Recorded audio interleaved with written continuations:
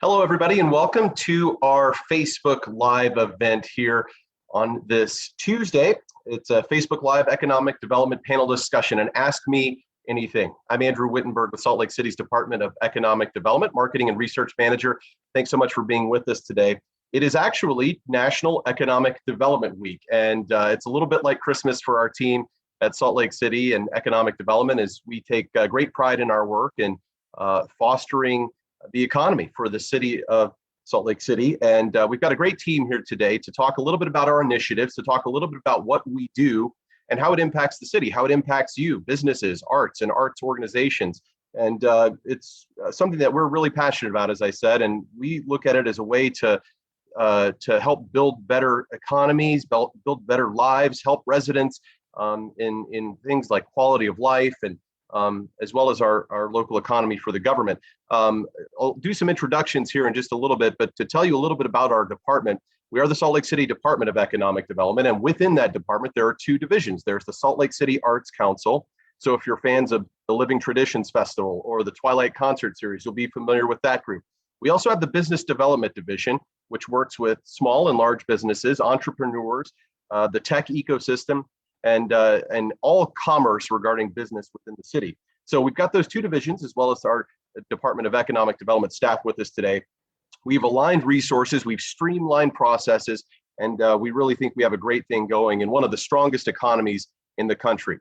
We also want to hear from you today. We're going to be taking a bunch of questions here on Facebook and through our other social media channels as well, as we talk about where we're going. We know it's been a difficult year for arts and arts organizations, as well as businesses and entrepreneurs going through this pandemic.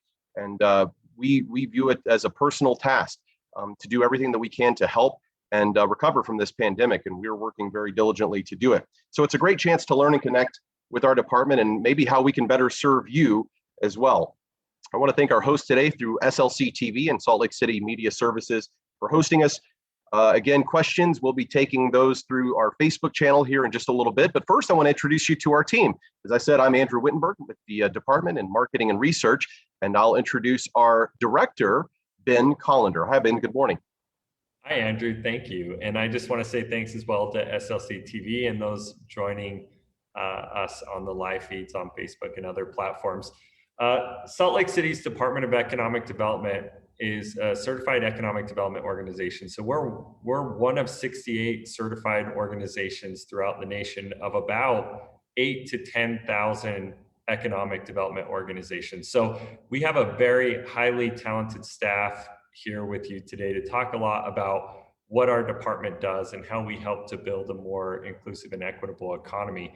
At a high level, when we talk about these economic development organizations, it's just important to note that they happen at multiple levels of government, nonprofits, and you may have heard of GoEd or EDC Utah as well. They're an economic development organization. Each economic development organization is catered based on local needs. And so you'll hear a little bit about more of those needs and what we do for the community today. So thank you very much, Andrew, and everyone else. Great, Ben, thanks. And Ben is tremendous, has an outstanding background for a lot of folks who have been with the city or around the city for a while. Ben has a great background, is a tremendous leader, has experience in Washington, D.C. at the federal level, and we're thrilled and very fortunate to have him leading our department here in Salt Lake City. Next, I want to introduce Lorena, Rippo, Jensen, who here in Tuesday, this video may live on in perpetuity, but we're really excited because just last night and this morning, we've understood that Lorena has been recognized as one of the top 30 women to watch by Utah Business Magazine, which is a tremendous honor. And she is brand new to our department as our deputy director. We welcome you, Lorena. Thanks so much. Tell us a little bit about yourself. Well, good morning. I was hoping you would just forget about the 30 women to watch, but you didn't. So here we are. Well, I started my career actually in economic development for the state of Utah. I've been a business owner and I have worked actually in the healthcare industry for a long time. And I decided to come and join the team. And as everyone will see today is because this is honestly a group of talented, passionate individuals who care deeply about our economy, but also about finding equity in everything that we do. And just have loved, I've been here for a month and a week. I love what we do. And we make a great team because we have great leadership. So with that, it's great to be part of this. Thank you, Lorena. Next, I want to introduce Peter Mikowski, who is our Swiss Army knife. We have a lot of those in our tool belt at the city. And Peter has actually been working in an economic development capacity and business development capacity before our department ever existed.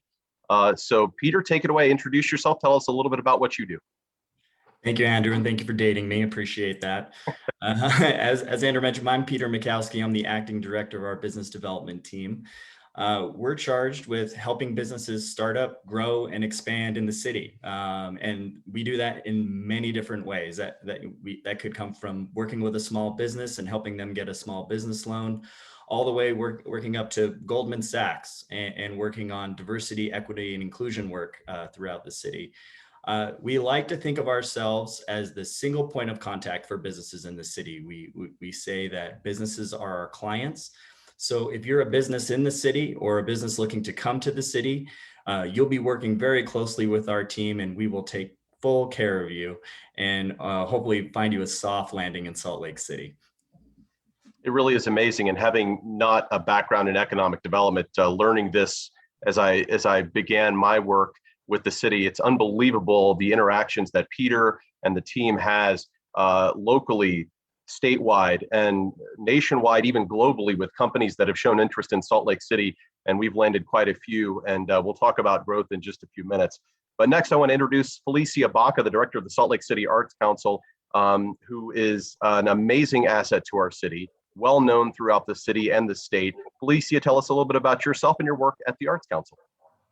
Thanks, Andrew, and thanks to everybody tuning in today. I'm the Executive Director of the Salt Lake City Arts Council, and our mission is really to promote, present, and support artists and arts organizations and further the development of access to the public for the arts. So we have several major functions at our Arts Council. We have the City Arts Grants Program, a public art program, a typical 1.5% program for a city. We do a variety of programs and technical assistance and policy work. Other programs you may have heard of are the Twilight Concert Series, the Living Traditions Festival, the Finch Lane Gallery. So we really have this big blend of programming, grant making, and that sort of technical assistance components. So I feel incredibly lucky to be in this role. We've been part of the city since 1973. Mayor Ted Wilson incorporated us into city government, and we're just excited for the future and for growth of our Arts Council.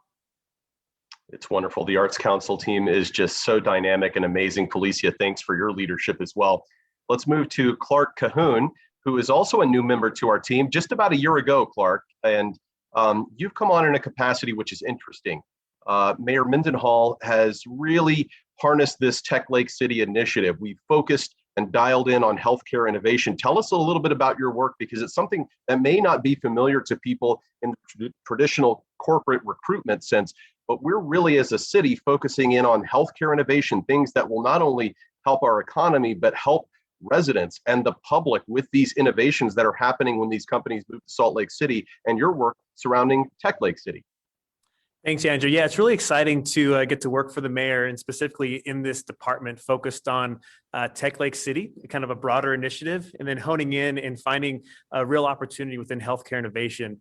Within the city, we have some really incredible assets, and we have some wonderful companies. We've got great innovation that's happening across the board. And so we're trying to tap into that and tell that story a little more fully, and really kind of creating an intricate weave of all the organizations with an eye focused on social and human capital. So there's a lot going on. It's really fun. As you know, there's a lot of great activity happening with technology in Salt Lake, and we're looking to expand on that and fill some of the gaps that we see there through the lens that we focus on in economic development. So thanks for having me. This is great.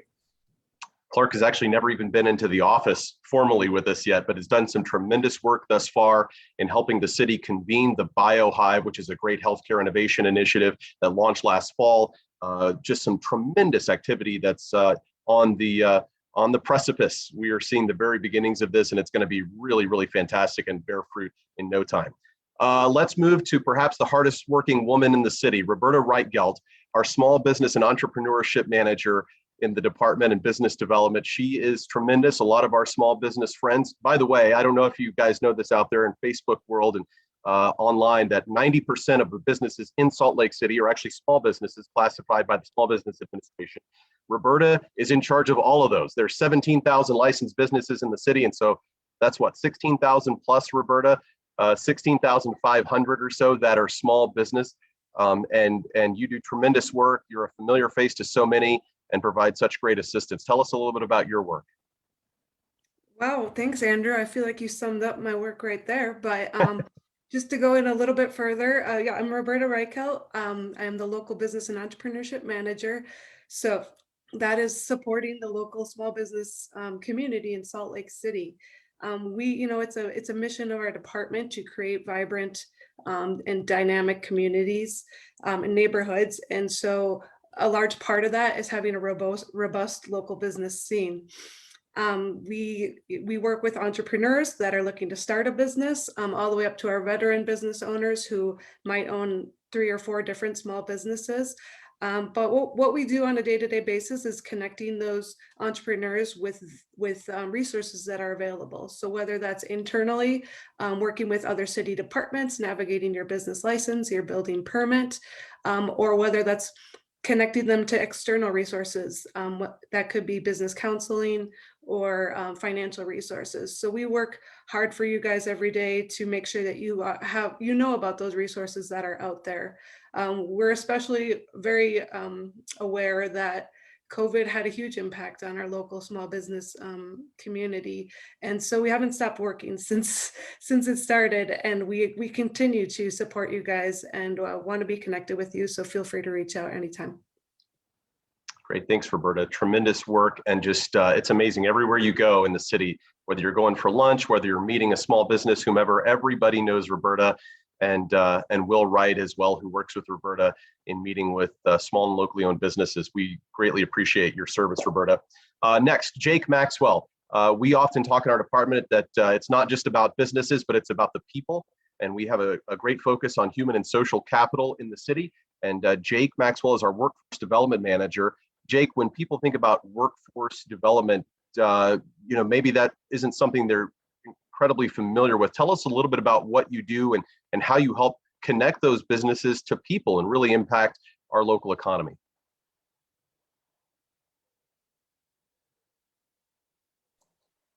It's amateur hour. Sorry, the mute button. Yeah, happy to be here. Like Andrew said, I manage our workforce development efforts, and my background really comes from a 10-year career with the Department of Workforce Services. I started at the beginning of the Great Recession.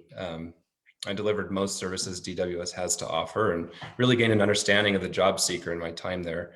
And I have a real passion for reducing some of those disparities that constrain the growth for our workforce. So in my role now with economic development, I really assist with the workforce needs of the businesses, but more particularly the needs of our underserved residents who want to thrive here, live here, stay here, own homes here, and really feel the results of our economic development efforts.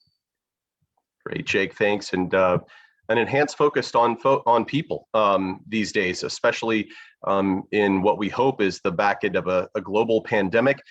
We know our city is positioned to recover well on the broad scale, but we want to ensure that everyone has the same opportunity. You'll hear a lot about equity and equitable growth and opportunity today over these next 45 minutes as we talk about our economy as a whole, where we're going, and what our priorities and focuses are now. I want to talk a little bit about, as we get started here, about 45 minutes of question and answer time. What's important, what people are seeing in the community. And I'd like to lead things off with Ben to talk about our economy as a whole, what we're seeing right now. A lot of people are making a lot of, we're hearing comments and making remarks about the growth of Salt Lake City. I'm interested, Ben, to see or hear about what you see as the state of our economy right now with regard to growth, where we're going, and what our responsibility is as a city to harness that growth appropriately. Yeah, thanks, Andrew. It's a really great question. You know, right now, Utah has a 2.9% unemployment rate and a growing workforce. There's a lot of immigration happening right now. There's a lot of economic strength happening right now. And if we zoom out a little bit and think about things in a global context, and a lot of my background is in looking at these things from a global perspective, you know, the US is you know, the strongest economy in the world. It's the healthiest, it's the best positioned economy in the world. You know, you can debate China, but I think if you look at per capita GDP and other important metrics, it's pretty clear still that the US is positioned quite well. Within the United States, you know, we have 50 states that each run their own economy essentially. And Utah is traditionally ranked 1, 2, or 3 in terms of the strength of our economy as it's positioned against the other states. As we look through economic recovery, it's pretty clear that we're probably one of, if not the best positioned state to come out of this. And there are a myriad of factors that go out into this. But that metric is a high level GDP metric when we're saying, what does our economy produce as a whole in the aggregate? And part of our work in economic development is to ask the question, how does that economic potential within the capital city and the economic engine of the state benefit all of our residents? Oftentimes there's this concept of just hands off Adam Smith, it will work. The economy will work itself out in the end, but those types of measures leave people behind oftentimes.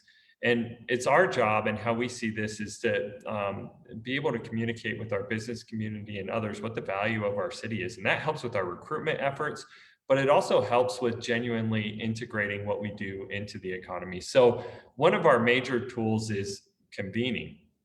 And with Tech Lake City and with Clark Cahoon's initiative, one of the things, and I won't take too much of your thunder, Clark, and feel free to chime in, but what we're trying to do is say, you know, companies in healthcare innovation, what do you see as your needs to help even grow more? We see healthcare innovation doing such a great job in this recovery and doing quite well, but what do you need? What are your barriers here in Salt Lake? But we're asking at the same time, what are the things that we need to do in order to break down barriers of entry into that market for our local residents? And that effort spans across our whole department here essentially, and is an interesting one. But as we think of the wider landscape of our economy, our North Star is really looking at how do our efforts ultimately go back to point to human and social capital? How are we looking at our efforts and how they serve our economy as a whole? Not just the people who do a great job just navigating the system on their own, but how to reach beyond that and think bigger. I think that's a great point, Ben, when we talk about equity and making sure that the city is a place for everyone and all business owners, arts organizations. And I think that's a great time to talk about business recruitment as well. Peter and Felicia, I know, have items that they'd like to speak on this, because Peter, traditionally cities the size of Salt Lake City, state capitals, have a very robust recruitment mechanism. You've been in this world for a long time. Tell us a little bit about how that has gone, how it's changed, and where that aspect is going. Absolutely. So we work very hard to recruit businesses to Salt Lake City, and we've been very popular over the last couple of years, as I'm sure you've seen all the growth and housing prices just going through the roof. Salt Lake City is a desired destination for companies. And I think when we first started a lot of this work, we were really touting, our cost of living and the cost of doing business in Salt Lake City, which we've always been very competitive, but those costs are starting to go up. And we're starting to see companies really put an emphasis on quality of life and also arts and culture, which I think Felicia will talk about here in a moment. But we're starting to see those factors play a very heavy role in the decisions that companies are making when they choose Salt Lake. One, we have a really great workforce here, a very diverse, well-educated workforce. And that's always been a strength of ours. But we also have, a beautiful environment here, very vibrant arts and culture scene, a bustling downtown. Back, when we first kind of started this work, those things were sort of on the periphery. They weren't as important for companies, but now when they're looking to attract people and keep people working, for their business, those quality of life issues have become front and center. And so we've really focused on one, promoting those things and developing those things in the city. And also targeting and who we're trying to attract. We're looking for quality jobs to come to Salt Lake City. And that doesn't mean that we always, are working to attract everyone that wants to come here. We're trying to be very targeted and making sure that we're providing opportunities for everyone. So I think that our work around, cultivating a diverse workforce and including diversity, equity, and inclusion into the work that we do and the companies that we work with has really been our main focus. And it will continue to be our focus as we work with companies that want to come here. Felicia, I know you have a great piece to add here, because it used to be all about cost. It used to be about cost per square foot for commercial space when we were recruiting companies, and that was the metric traditionally, and we saw it nationwide, but that has really changed, and Peter alluded to it. How does the Arts Council and how is that vibrancy piece of a community important to corporate and business recruitment? Yeah, I think we're so lucky. We are a Department of Economic Development that has an Arts Council built into it. And there's a lot of these models, or several nationally, that are really innovative for that. So I always say I get to be the really fun part of economic development that deals with livability and belonging and social well-being and economic justice. We, like Peter said, the Economic Development Corporation of Utah announced in 2020 report that arts and entertainment is the #1 factor that's keeping companies in Salt Lake and attracting companies to Salt Lake. And we know from lots of research that communities that have a vibrant cultural industry, they experience economic prosperity, and that long-term and kind of sustainable investment in Utah's cultural industries directly impacts Utah's economy. So it's a core component of tourism, leisure, hospitality, and recreation industries that benefit our entire economy. And access to culture creates a more creative workforce. When we insert creative workers and artists into our entire workforce, we have it gives us a very robust cultural scene that I think Utah is very much known for, with a history and legacy in the arts. I'm glad you brought that up, Felicia, because we also talk about tourism as a vehicle and the sort of front door to economic development. People live in places they want to visit, right? And we have a great outdoor scene, whether it's skiing and mountain biking, just hiking outdoors in general. That's actually a fantastic asset to bring up there as well. We do have a question for Facebook. I want to bring this into Roberta, because I think it's right up your wheelhouse.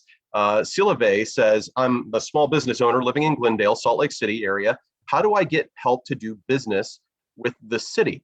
I think it's a great point to bring up. How do we help small businesses? What are sort of the tools that we have, Roberta, that you talk with businesses about, because you meet with so many every year? Well, I just want to clarify if he wants to know what are the tools, or how does he work specifically with Salt Lake City as a business owner? Because there's two different answers to that. I'll answer your first one. Is we work with businesses through a lot of ways. We have internally, we have a great financial tool called our Economic Development Loan Fund. And so that provides small business loans to startups or expanding businesses up to $350,000. And it's a loan program similar to your SBA or a bank loan, but we fill the gap of lenders or borrowers that potentially can't get funding from those other sources. So we're a great option. We're a flexible lending program, and we really target our diverse community, our startups that are traditionally harder to get. It's difficult to get funding as a startup business.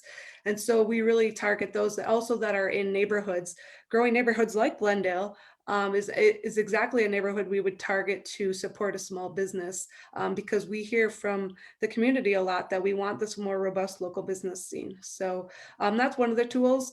We also work with, we have a great liaison in our building services department that works closely with us, that is specifically there to support small businesses through the building permit process, which is, as all you small business owners know, that is a huge part of your startup, and oftentimes can be, the most difficult. You can get stuck in the permit process for days, weeks, months, sometimes not really understanding what the ask is and navigating that. So we have this incredible new employee who is there to help navigate you through that process. And so, just in case the question is directed towards how do I actually get business with the city, we do have a procurement process, and there's we can share our website later on that, but you have to get registered and you go through a series of applications, but you can be on a list to essentially get contracted by the city for services. Amazing, Roberta. Thanks for that. And I think because we had that question come in from Glendale, it's appropriate to talk about our west side. And Lorena, this is a great point. You come into the city at a time when there is a focus on the city's west side and growing business commerce there. And tell us a little bit about what that process looks like. I love your fresh perspective on this, just being brand new with the city, because I know it's a point of emphasis for you. But talk about how we get there. What is the best path forward? How do we serve the traditionally underserved in our West Side communities? Well, I think one of the things that we've done, and you've touched on this, Andrew, is the fact that we have an incredible team that goes out there and meets with the community. Of course, COVID limited that. However, our team is always available. One of the things that was really impressive to me coming in as a new person, member of the team, was the fact that our economic development team has great relationships with entities like the Suazo Business Center, the ethnic chambers, the Hispanic Chamber of Commerce, the Black Chamber of Commerce, FISCAR, just entities that are working with the communities. So for us, we have an incredible opportunity to actually get information to those communities.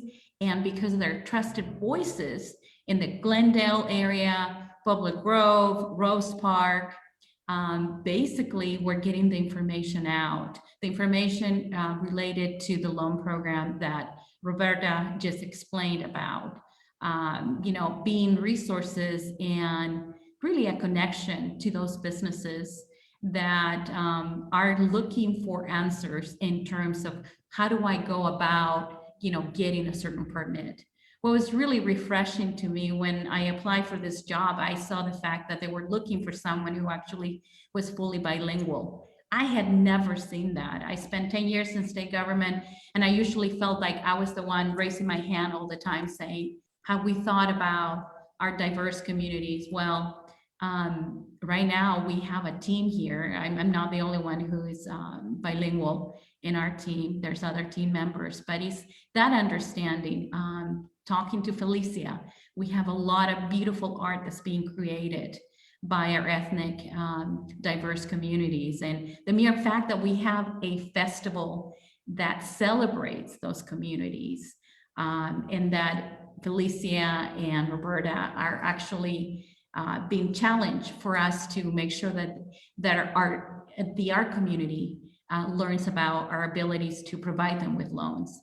I just think that the wealth of experience, commitment to equity is not something just we talk about, but it's something that we do every day. And to me, to be part of this team is honestly a true honor, because we're all working in the same direction, creating industries, working with the small companies, and at the same time, just ensuring that we get the information out.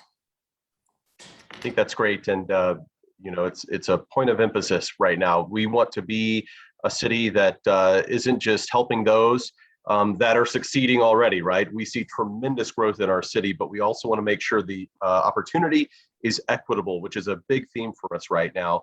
And I would say here, as we reach the halfway point of our Ask Me Anything, please, we encourage you to follow us on social media as well. We're putting out these resources constantly, updating our website constantly at SLC Econ Dev on Twitter and SLC Economic Development on Facebook and Instagram, LinkedIn. You can find us on all of those, and we're constantly updating materials, putting out information, making sure that people have access to the resources that we offer and the services as well. You heard earlier Peter talking about meeting with businesses. Roberta meets with small businesses, and we're getting back to that slowly but surely. We'd love to hear from you. We would love to encourage you to reach out to us. If we're not reaching out to you, you can reach out to us. We will be there for you, and we're here to help those businesses. Lorena was talking about businesses. Let's talk about people. I want to bring in Jake to talk about how we work to create a more equitable workforce and how that opportunity sort of integrates into what we're talking about here. Jake, can you give us maybe just a look at how that is going right now, how we help when our economy is growing, the city is growing, how do we help those who have been traditionally underserved?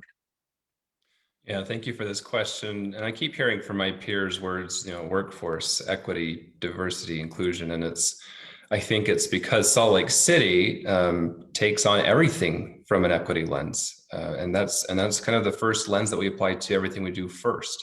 So whether that's through housing and increasing density and affordable housing, addressing homelessness, transportation design, and even confronting the literal infrastructure barriers that divide the west side from the east side. We have railroad tracks and freeways that make it difficult. And so we see some significant disparities there. That being said, our department really takes the same approach, moving away from mere economic development and really trying to focus more of our efforts into the right companies and the companies that have pathways in for everybody. We're currently working on some social impact investments. This will be guided by the community that we aim to serve, primarily the west side. And hopefully this will provide some multi-generational solutions to the income and equity disparities that we see in our city.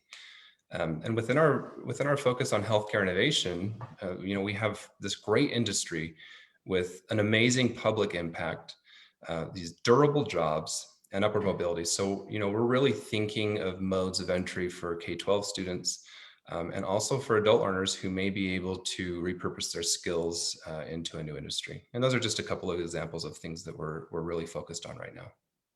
That's great, and a lot coming down the line as well, as you mentioned, with social impact initiatives and mobility as well.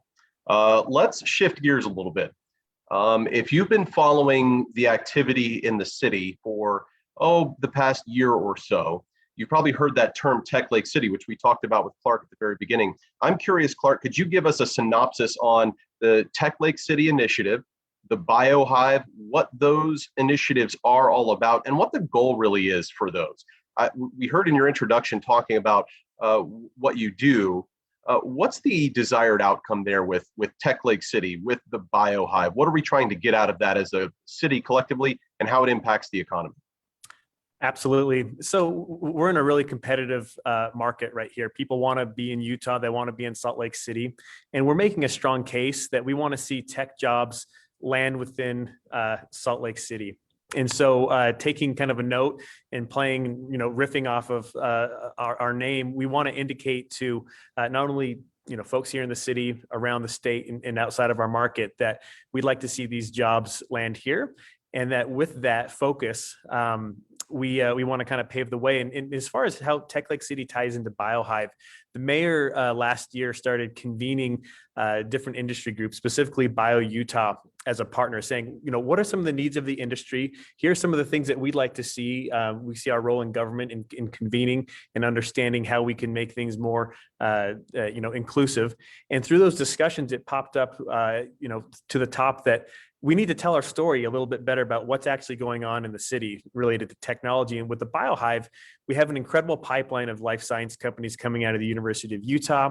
We have incredible manufacturing capabilities as you kind of move to other parts of the city. And so what we want to do is capture that activity. So BioHive is a public-private partnership to ensure that we're telling our story within our own market and letting people know that there's something really special here. There's a lot of great jobs there's the opportunity to kind of find different entry points into these different jobs and careers. And we have a really, great educational partners that can help folks find and develop those skills and enter the workforce. And so with BioHive, it's really a messaging component of saying, hey, we've got some really unique things going on in Salt Lake City. We need to kind of see ourselves within it. And with that, it's generated a lot of activity, and we're seeing some really interesting companies that are coming, kind of growing up within our own backyard, and companies that are coming from outside of our borders and saying, hey, we want to be a part of what's being built here in Salt Lake City. That's another great segue, Clark. Thank you. To our next question from Facebook from Louise, who says, one big issue that I can notice from the most international entrepreneurs who are stopping their investment processes, including here in Utah, is the double taxation, the tax outflow, profit remittances abroad, which makes it most of the time infeasible.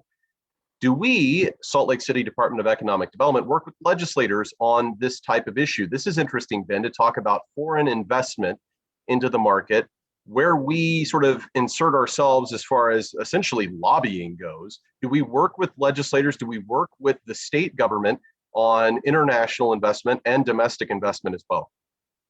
Well, Louise, I have to say, I love this question. It's a highly sophisticated question based on inward investment and foreign direct investment. And so this was actually my world at Select USA, and it's not too often that I get to talk about inward investment because most people, their eyes glaze over. So I appreciate you for asking that.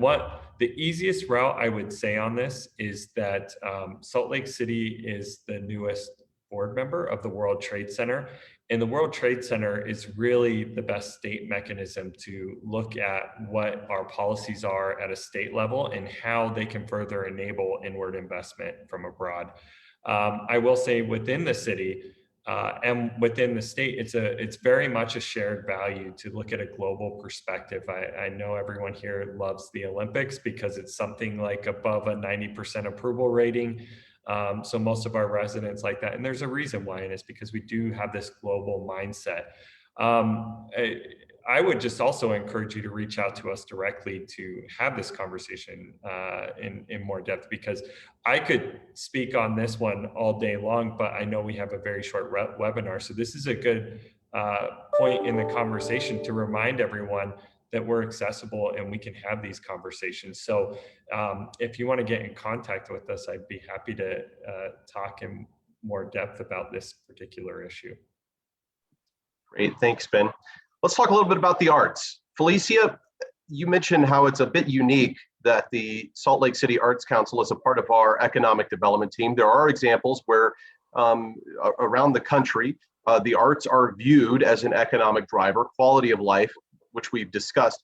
Why are the arts and culture so important for the economy? How do those what's that symbiosis look like? Yeah, absolutely. So I think first of all, we want to acknowledge artists as small businesses themselves. We ourselves and many of museums and cultural institutions employ creative workers in Utah. Our creative industries in this state employ over 155,000 people. We contribute $7.2 billion to the economy, and in 2018, our creative jobs grew by 4%, making it the fastest growing sector in the state. So all of our performers and crafters and visual artists and musicians are small businesses and gig workers. So they're a really critical part of our economy. But again, our view that I think is unique and exciting about economic development is that thriving communities that improve long-term physical and emotional health enhance our quality of life. And again, this kind of lifelong cultural education gives us these critical 21st century skills that really allow individuals to better communicate, be collaborative, creatively problem solve. And I also want to acknowledge just the difficulty of the pandemic on this group of workers in our community. Arts and culture was really the first to close and will be the last to open. And for many of these workers, it's just been incredibly difficult in our institutions. So we are really looking forward to kind of supporting them out of the pandemic with these challenges. That's wonderful. And viewing the arts as a business is, it may seem like it doesn't quite fit, but boy, we really appreciate that. And it's impactful to hear those numbers of how much the arts contribute to the state economy each and every year. All right, I'm curious to hear about a story of success. If you follow us, if you're one of our regular social media viewers, you'll see from time to time we put out press releases, or we tout an expansion that has come to the city that we've had a part in, a success story. I'd like to talk to maybe Peter and Roberta about a couple of successes, maybe that are notable, or perhaps that maybe flew under the radar, something you're proud of. Peter, we'll start with you. What's a good success story that you've been closely involved with that perhaps is meaningful and good to share with our viewers today? Absolutely. I think one of my favorite projects that I worked on was Recursion Pharma. They were a small startup pharmaceutical technology company located in Research Park at the University of Utah, born and bred. And they came to our office right when we were actually just starting up and looking for options for their new headquarters. They wanted to be downtown. And if you're familiar with these types of companies, they typically end up in industrial parks, with tons of lab space and office space, but typically in that sort of environment. But they were very intent on locating downtown and having that downtown feel for their employees. So it was a bit of a challenge for us, with tech companies. I think their ways of operating are changing so rapidly. They change with the technology. So as you can imagine, it's a very rapid change. So we were working internally to help basically fit them into our downtown fabric. And we were just starting to work with the new owners of the Gateway Mall, and they had been working at and looking at reimagining that mall. And looking outside the box, at what these outdoor malls, how they typically work. And they were genius in taking a lot of that retail space and turning it into office space. And the old Dick's Sporting Goods was sort of the big tooth there that we were trying to find a tenant for. And we thought Recursion Pharma was a really unique and interesting option for that space. So working with them for a few months, talking with multiple city departments and also the owners of the property, we were able to find a way for them to operate this really unique company right in the heart of our downtown.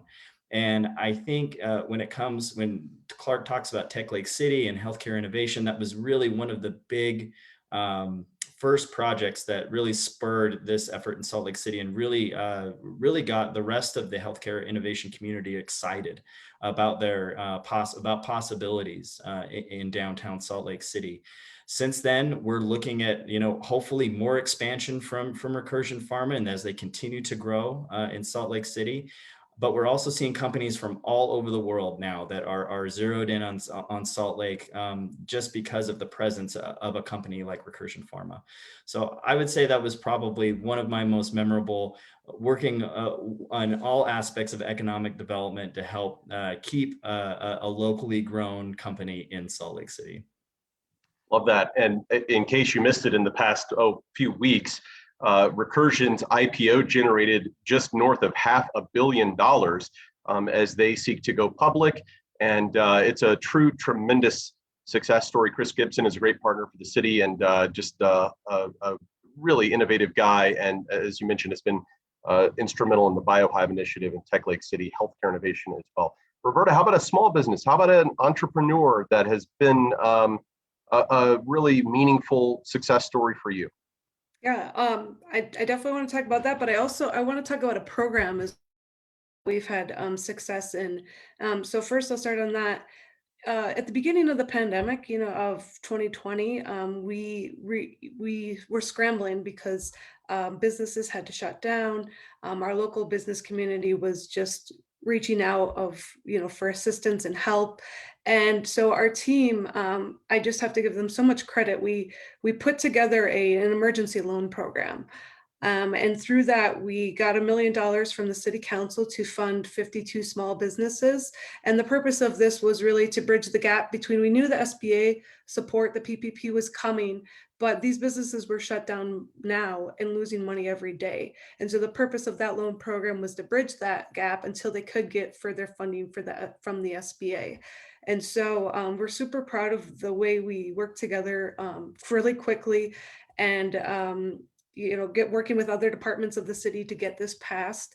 And like I said, 52 businesses, 25% of those were on the west side. So I'm incredibly proud. I think it's a great success story of we've heard from a lot of those businesses throughout the last year saying that really, that held us together until we got the PPP. So we're incredibly grateful. And then as far as a small business success story, I have to give a recent one that's been on my mind, who I've been working with over this past year. A shout out to the women at Hans Kombucha. Incredible small business that started with Hannah making kombucha out of her college dorm, and has grown into, they recently just signed a lease in a space in the ballpark community, ballpark neighborhood, that we're super excited about. They were very patient with us last year. They were actually growing through the pandemic, and they were getting contracts, requests that they didn't necessarily have the funding for to beef up their business. And so they came to us through the Economic Development Loan Fund to ask for funding to buy more equipment, hire more employees, and be able to produce more kombucha to fulfill some of those contracts that were sitting on the table for them. So these two incredible women are now growing their business. They're filing for a permit into the space, and they're currently renovating it. So pretty soon, we think by midsummer, they're going to be ready to go in that space and be able to produce so much more kombucha, and are getting into other things as well, other types of beverages. So very proud of that one, and a shout out to Kate and Hannah for being such great and very incredible entrepreneurs. Agreed. That was a great story. We just met with them about a month or so ago, and they were busy. And another shout out to our friends at Mountain West Cider, who have been housing Hans Kombucha while they've gone through this explosive growth and been looking for space, and a great partnership between those two local businesses that in some ways could be viewed as competitors. And yet our friend Jeff Carlton has been so kind in allowing them to work out of the back of their facility. So it's a really great environment here in the city as well. Speaking of great environments, Felicia, I know a lot of folks are anxious to get back out to enjoy what we all know is a fantastic time of year in Salt Lake City. Let's talk about events. The Brown Bag Concert Series, Twilight. Peter, we'll talk about Open Streets. We have a really fantastic, which if people didn't know, is also part of our charge, right? We talk about the bottom line and the economy and things like that. We also are fortunate to be able to put on some tremendous events in the city. Felicia, maybe give us a high-level update on where we stand for the summer. And I know Living Traditions is right around the corner. Yes, it's a busy summer, and we're really looking forward to producing our events in a safe way for our performers and community members. So we are so excited. It's the 35th year of our Living Traditions Festival, and it's going to look a little bit different this year. We're going to be spread out across 5 locations in the city, kicking off this Saturday at Washington Square. And you can find this all on saltlakearts.org. But we are doing micro pop-ups at 5 different locations rather than our big 3-day festival. So you're going to see all those same components of Living Traditions, from craft artists, performance experiences. We're going to have digital engagement, online workshops for those that don't feel comfortable coming out yet, but we're really, really excited to support those folk and traditional art communities and living traditions. And that's a free event. We're getting ready for an announce of the bands for the Twilight concert series to kind of enable safety there. We've pushed the series to August and September, and we'll be closely monitoring things, but we have an incredible lineup, so we're so excited for that. And on the local side, Brown Bag Concert Series. This is a series focused on our local musicians and enhancing community vibrancy. And this year, we've really focused on highlighting the impact of these shuttered venues that we've had. So we partnered with some of our small businesses and venues, S&S, the State Room, some of our larger ones like the Rose Wagner and the Capitol Theater, and put our musicians in these venues for live stream concerts, and we'll be participating in open streets as well. Busker Fest at the end of the month, a lot of things going on, our beloved Finch Lane Gallery. So again, you can find it all at saltlakearts.org. Great, Felicia, thank you. Peter, let's talk open streets quickly. It's back again, a very successful pilot program last fall, now expanding a bit. Tell folks what it's all about in case they haven't heard of it and what we can expect here at the end of the month. So for those that participated in our event last fall, we shut down a portion of Main Street, allowing businesses on the street to use the entire sidewalk to expand their patio dining or just basic business operations, and moving pedestrians, bikes, scooters, all that stuff to the street and closing off the street to vehicular traffic. It was born out of, response to the pandemic. As I'm sure we all know, restaurants have taken a really big hit over the past year. And we wanted to host an event that could, one, help these businesses generate some more revenue by allowing them to expand their dining area since we had social distancing requirements. Letting them put more tables and chairs out for people to serve people, but also in a really safe way. It's outdoors. What we're learning about the pandemic and just the need for things outdoors to operate in a more safe way. It really worked out well. We had, and also just to bring people downtown and create a little sense of normalcy during the fall. I think it really ticked off all of those boxes. And so the event was hosted by the Downtown Alliance. They are hosting that event again this year, starting May 27th. We'll be shutting down Main Street, both sides, north and southbound, from 400 South all the way to South Temple. These events will run Thursday through Saturday, from noon till closing. So we're looking at around 2 a.m. For the bars that are participating. But it'll be a way, to generate, some more economic activity downtown, especially for our bars and restaurants, giving them enough room so they can operate safely and serve as many customers as possible, but also provide, space for pedestrians, cyclists, everybody to sort of take back the street and be able to walk all the way down through downtown without having to worry about cars. So we're really excited about the event. Again, it kicks off May 27th and we'll be running hopefully roughly until September 4th. So this will be happening all summer. And we're really looking forward to it. And as Felicia mentioned, we're incorporating programming all around the city really during these events. So there'll be a little bit of something for everybody. So even if you want to come down and you're not even hungry, there'll be performers and artists and other programming happening all along the street. So yeah, we really want to encourage people to come down and support small business. And, for all of those other businesses out there, if your neighborhood is interested in hosting an event like this, our team is ready to help you through that process. We want to host more of these, but we do need the community to step up and come to us so we can help them host these events. So that's our call to action. If you're interested in shutting down a city street and expanding your dining, please give us a call. Great, Peter, thanks. And again, a big shout out to our partners and friends at the Downtown Alliance who've been so instrumental in making this happen. It's a truly great group there as well. Ben, very quickly, we've got about 7 minutes to go. I've got 2 pieces left. I want to ask you quickly, if we can, is the city growing too fast?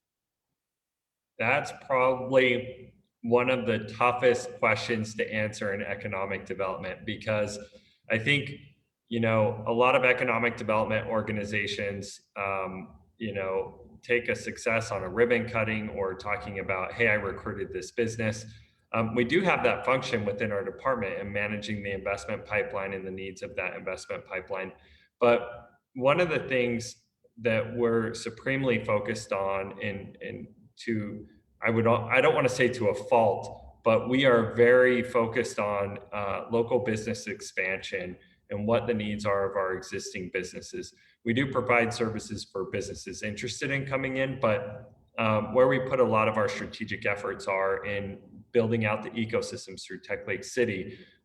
Roberta's efforts in terms of visiting our local businesses, our 300 site visits a year.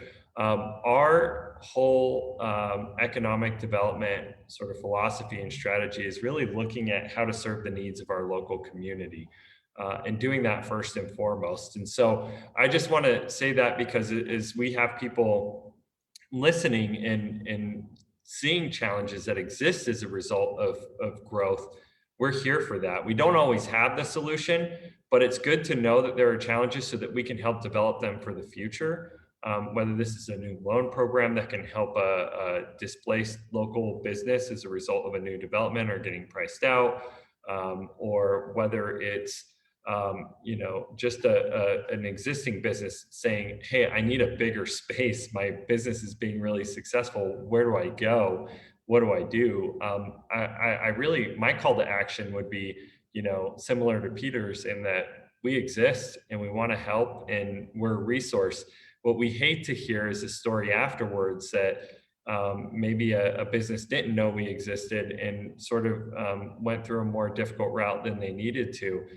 Our job is to make it not only easier for the business, but easier on the city as well and city employees, so that we don't have a business bumping around and creating havoc for multiple sections of the city, but rather we're helping to guide them through so it's smooth on both sides. So as much as we can get in front of issues and connect with businesses, hear about what's going on, see where our services fit or don't fit, we'd love to do that. So the short answer is it's complex, but it's definitely a sensitivity that we have and an awareness that we have that growth isn't all good. And it's our job to harness that growth that we get in our city for the benefit of all of our residents.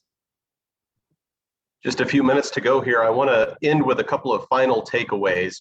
Lorena, I would ask you, we've heard quite a bit about equity in this conversation, about harnessing growth.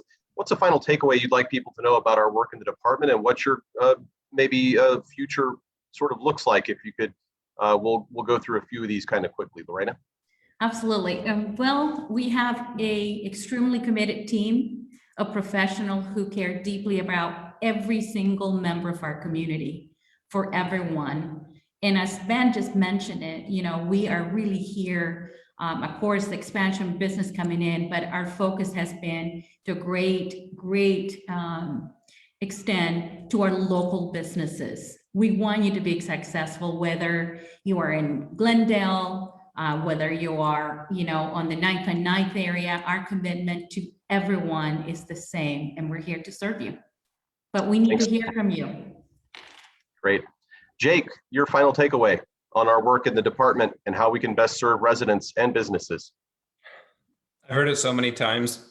I would say that it's just to give us feedback. Many of our efforts demand community engagement, but when we initiate the process, you know, we typically hear from the same few people. So if there's something that occurs to you that we need to hear and consider, please connect with us so that we can.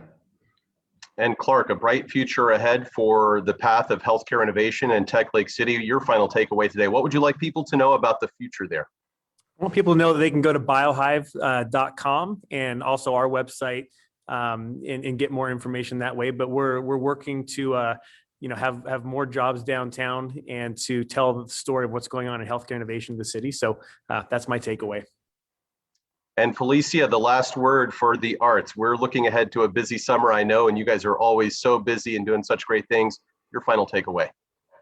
Yeah, just that, again, as public servants, we are here for that community of artists and for the community to participate in those activities. And I would echo what Jake said, actually, feedback is one of the most important mechanisms for us to learn about what the needs are in the different communities that we serve. So we'd love to hear from you and help you with, technical assistance, or we have some great grant writing workshops coming up for people that are applying, and we can help make referrals or at least point you in the right direction of things or get you engaged in some of our programs. So just that, engage with your local government.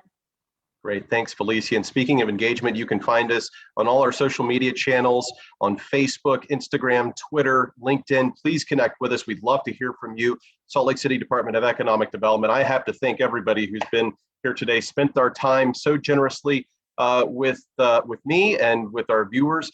It's just great to hear a group so enthusiastic about our city and the work that we do. Again, you can find us at www.slcecondev.com or slc.gov/ed, as well as all of our channels on social media. I'm Andrew Wittenberg. Thanks so much for being with us today, and we'll talk to you all very soon.